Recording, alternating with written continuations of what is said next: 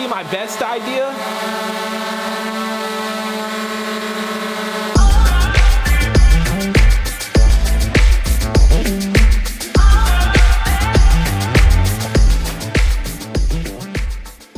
Hey guys, it's Chris with Tech5. Today we're going to be looking at the Mavic Air 2. And I gotta tell you guys, I'm over the moon with this thing. It has been a great time flying this thing and I've had so much fun. It's been great. Now the thing that got me interested in this drone was a video I had seen not that long ago, was a point of view obstacle competitive racing with drones, and it just looked so good. It was so interesting, and I was like, man, you can see all this stuff with drones now, and I'm really big into VR. And I was like, man, I gotta get one of these things. I love this stuff because it really made me think about Star Wars pod racing, and I loved that game so much as a kid. And still to this day, I'll hook up the 64 here and there and I'll play. I'm not near as good as I used to be, but I'll definitely play it here and there. Where did they find me? They come here. Look at my stuff. That's a merchant on that game if you don't know. So I had to get the drone, and I got the drone, and guys, I have not been disappointed, and I want to share it with you guys. Hope y'all enjoy. Now, I do want to say that I typically do an unboxing video, any type of tech that I get, and I'm feeling a little bit embarrassed because somehow, some way, I have lost that footage. I don't know what I did with it. I don't know what happened to it. I don't know. And that's embarrassing, and I'm sorry because I like to do the unboxings, and I messed up. I'm sorry. So, forgive me. But let's look at it anyway. Now, the Mavic Air 2 is supposed to be the second iteration after the Mavic Air Pro. With ultra clear details, it comes with a 1/2-inch sensor that allows you to achieve 4K with 60 FPS on videos, along with a 48 megapixel photo, allowing you to get those big broad photos or crop into the image and still get really great detail. With enhanced HDR, you can expect that your photos, videos, and your panoramas will be crystal clear. Now I do want to reiterate, this is the first drone that I've ever actually flown. And the Mavic Air 2 does boast a 34-minute max flight time on the battery. Now to me, I don't know that that's that great because I have very limited experience with drones. So whether that's good or not, I'll leave that to you if you're a pro. To me, it kind of felt like this really had a lot of different sway as to whether or not you would even get that 34 minutes, depending on how the conditions were outside. The Mavic Air 2 does come with 6 different sensors that really help with obstacle avoidance. It really is a big, huge factor for a first-time drone flyer and makes a huge difference. It's fairly notable. But I will just go ahead and warn you, don't try to fly this thing at night. I did it. If you caught it, you can see where I actually crashed this drone. I got super excited when I actually got it, and it was too dark outside to fly it.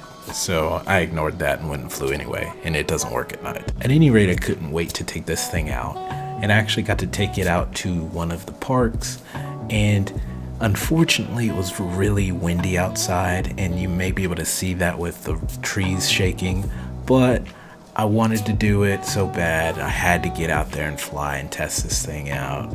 I was just too excited to not. And God, I'm impressed with it.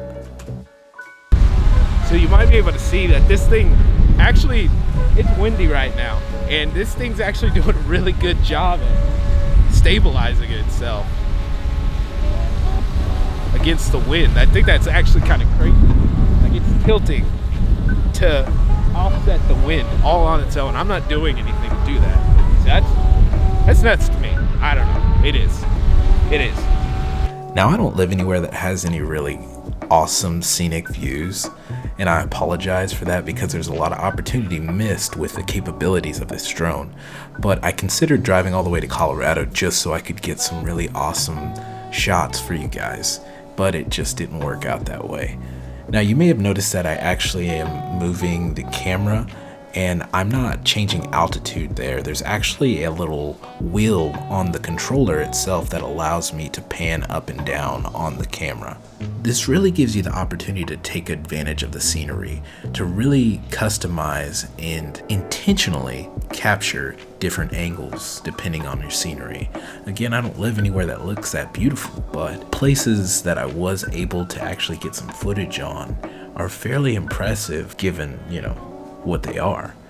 I felt like this lighthouse shot was fairly impressive. I did this with very minimal effort. This is my first day actually getting to go out and really fly this thing in an open space like this, and you can see that it's pretty good looking.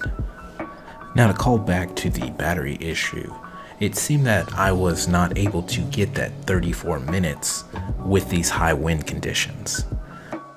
Now, another really awesome feature on this drone is its ability to follow a subject, and this is actually called focus track. Now, there are 3 different modes to this, and as you just saw there, I highlighted myself in green, and that actually enters the drone into this focus track. Now, depending on the mode that you choose will determine how the drone actually reacts.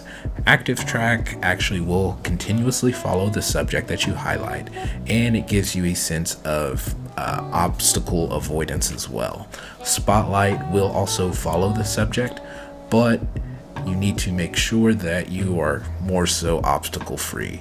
It doesn't do as well on the spotlight. And the point of interest being the POI, it will actually center in onto a subject and circle around them in an orbit fashion. The POI does have some sort of object avoidance, but it's not as great, so you want to be sure to definitely be in an open area if you are using this. I wanted to go ahead and show you guys that old man could still do some flips. Now, definitely not as good as I used to. It's been quite a few years since I've done them, and I didn't want to pull anything, so I didn't throw it too hard. Now, I wanted to go ahead and let you guys see some more footage of that active track. And again, you can actually select vehicles to have the drone just sit there and follow. And I'm just driving right now. I'm not sitting there watching this thing. The drone's just hanging out, just following the vehicle.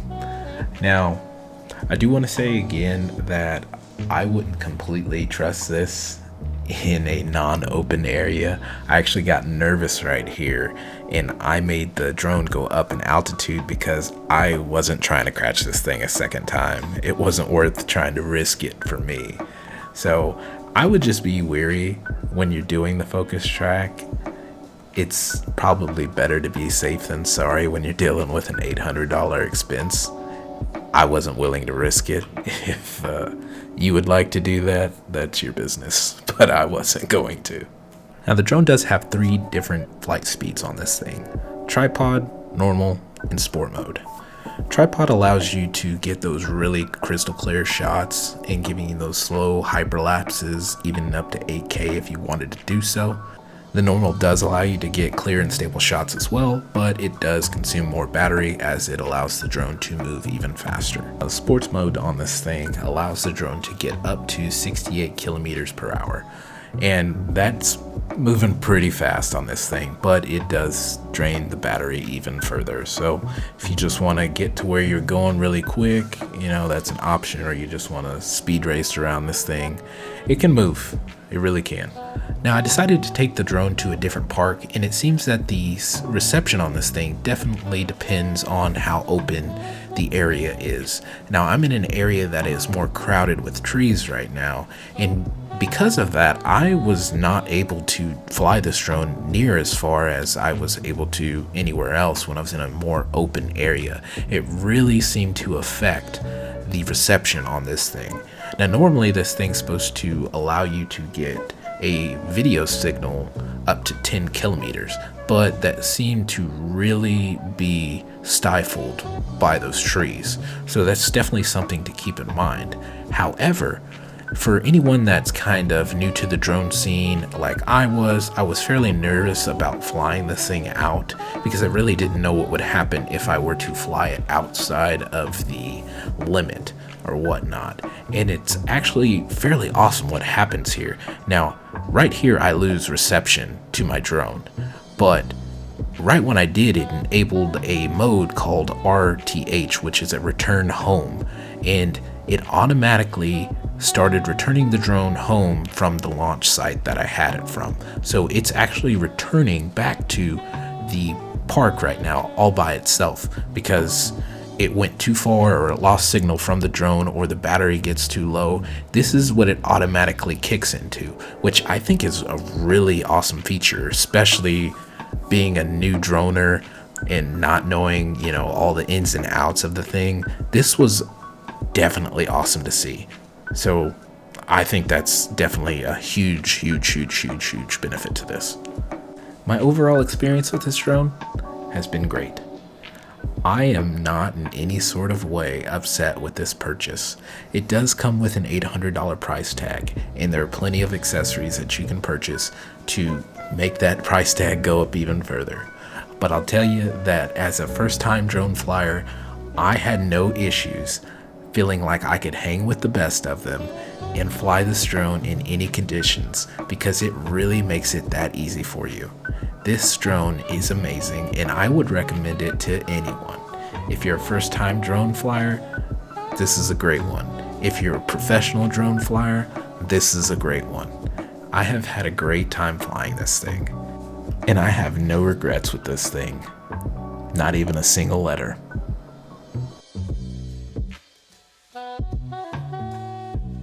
Okay guys, that's gonna do it for the video. Now as always, if you have any other questions, please don't hesitate to ask. I do not mind helping. I don't. Guys, I'm really trying to build something for you here, and I hope that you all want to be a part of it. Simple like, a share, or subscribe, or comment go miles and miles for the channel.